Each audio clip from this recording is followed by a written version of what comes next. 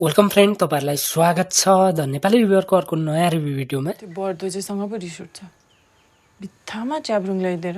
ओहो, ससुराली खराब भयो भने त मान्छे बिग्रिँदो रहेछ। आजको यो भिडियोमा यो वर्षकै मस्ट अवेटेड मानिएको र बक्स अफिसलाई लेफ्ट राइट मिडल सेन्टरबाट फोड्ने क्यापेसिटी बोकेको फिल्म जारी 2 को भर्खरै रिलिज ट्रेलर के कस्तो छ, के यो फिल्म योभन्दा अगाडि 2080 सालमा रिलिज ब्लकबस्टर फिल्म जारी जतिकै सफल होला। जारी नेपाली बक्स अफिस 2080 को highest grocer of the year बनेको थियो, यानि कि 2080 को सबैभन्दा बढी पैसा कमाउने फिल्ममा यो फिल्म परेको थियो। लगभग 17 करोड आसपासको व्यापार यो फिल्मले त्यति बेला गरेको थियो। फिल्म जारीकै एक्टर, डाइरेक्टर, प्रोड्युसर मिलेर जारीको सिक्वेल जारी 2 बनाएका छन्। भर्खरै रिलिज जारी 2 को ट्रेलरतिर जाउँ। फिल्म जारी 2 ले योभन्दा अगाडि दशैंमा आफ्नो रिलिज डेट पोस्टपोन गरेर तिहारमा सारेको थियो। दशैं र तिहारको फिल्महरूसँग यो फिल्मले बक्स अफिसमा टक्कर लिन चाहेन। जारी 2 यसै पनि बक्स अफिसमा आगो लगाउने क्षमता बोकेको फिल्म चोकाउन्टको मारमा पर्न चाहेन। त्यसकारण यो फिल्म पोस्टपोन भएर कार्तिक 21 गते रिलिजको तयारीमा रहेको छ। यो फिल्ममा लिड रोलमा फेरि एकचोटि दयाङ राई र मिरुना मगरलाई देखिनेछ। उनीहरूको साथमा विजय बराल, बुद्धि तामाङ जस्ता कलाकारलाई एकसाथ देख्न सकिनेछ। भर्खरै रिलिज ट्रेलर हेर्दा फिल्मको स्टोरी च्याम्रुङ नामक परम्परागत लिम्बू ढोल नादलाई सेन्टरमा राखेर कथावस्तु अगाडि बढ्छ। च्याम्रुङ भन्नाले सामान्य संगीत वाद्य मात्र नभएर प्रेम, पहिचान र सामाजिक बन्धनको सूचक मानिन्छ। ट्रेलरमा प्रेजेन्ट क्यारेक्टर यानि कि दयाङ र मिरुना मगरको क्यारेक्टर, जहाँ मिरुना मगरको क्यारेक्टरको माइती पक्षले दयाङ राईलाई दिएको च्याम्रुङ केही कारणवश च्यातिन्छ।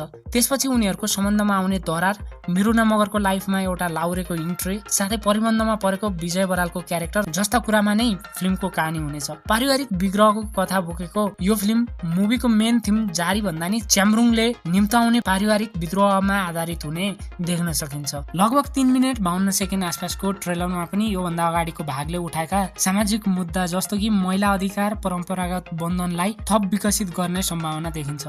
स्टोरी, न्यारेसन र विषयवस्तुले कथावस्तु स्लो र बोरिङ फिल हुने हो कि भन्ने हल्का फुल्का डरको माहौल चाहिँ सृजना गर्छ। लिम्बू जातिको जीवनशैली, नाच गीत, च्याम्रुङ जस्ता प्रतीकहरू फिल्ममा मेन हाइलाइट हुने ट्रेलर हेर्दा फिल हुन्छ।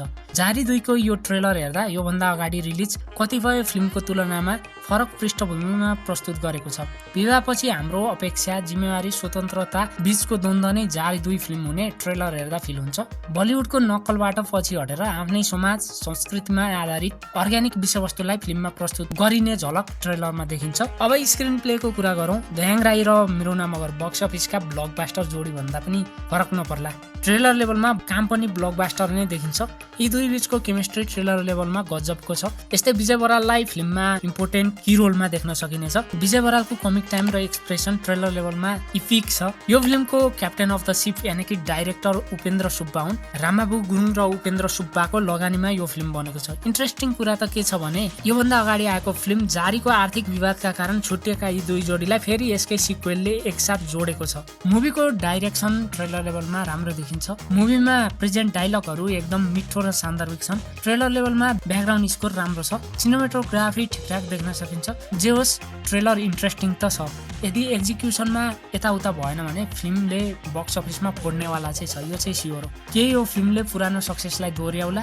उपेन्द्र सुब्बा, रामबाबु गुरुङ, दयाङ राई फ्याक्टरले फिल्ममा कतिको काम गर्ला त्यो भने हेर्न बाँकी नै छ।